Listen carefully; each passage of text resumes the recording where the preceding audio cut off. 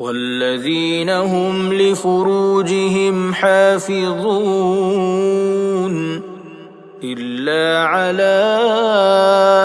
أزواجهم أو ما ملكت أيمانهم فإنهم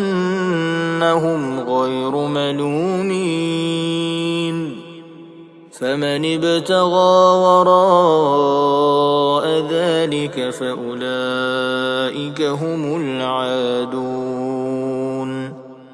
والذين هم لأماناتهم وعهدهم راعون والذين هم بشهاداتهم قائمون والذين هم على صلاتهم يحافظون